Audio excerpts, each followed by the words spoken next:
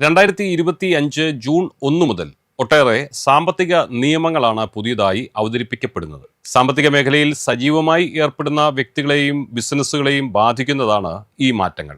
ജൂണിൽ എന്തൊക്കെ മാറ്റങ്ങൾ സംഭവിക്കുമെന്ന് നമുക്ക് ഒന്ന് നോക്കാം. ആധാർ സംബന്ധിച്ച ഒരു വാർത്ത പറയാനുള്ളത്, ആധാർ വിശദാംശങ്ങളുടെ അപ്ഡേറ്റ് സംബന്ധിച്ച് ഉള്ള ഒരു മാറ്റം ഇതാണ്. മൈ ആധാർ പോർട്ടലിൽ ആധാർ വിശദാംശങ്ങൾ സൗജന്യമായി അപ്ഡേറ്റ് ചെയ്യണമെന്ന് അറിയിച്ചിരുന്നു. അത് ചെയ്യാത്തവർക്കുള്ള അവസാന തീയതി ജൂൺ മാസം 14. ജൂൺ 14 മുമ്പ് അപ്ഡേഷനുകൾ ചെയ്യാനുള്ളവർ അത് ചെയ്തില്ലെങ്കിൽ ഈ തീയതിക്ക് ശേഷം എല്ലാ ഓൺലൈൻ അപ്ഡേറ്റുകൾക്കും 25 രൂപയും ആധാർ കേന്ദ്രങ്ങളിൽ നേരിട്ട് ചെന്ന് വരുത്തുന്ന അപ്ഡേറ്റുകൾക്ക് 50 രൂപയും ഫീസായി ഈടാക്കുന്നതാണ്. അപ്ഡേഷൻ സൗജന്യമായി ചെയ്യാവുന്ന ഈ കാലയളവിൽ അത് ചെയ്തില്ലെങ്കിൽ ജൂൺ മാസം പകുതിയോടുകൂടി നിങ്ങൾ ഫീസ് കൊടുക്കേണ്ടതായി വരും. സൗജന്യമായി അപ്ഡേറ്റ് ചെയ്യാനുള്ള അവസാന തീയതി ജൂൺ 14, മറക്കരുത്.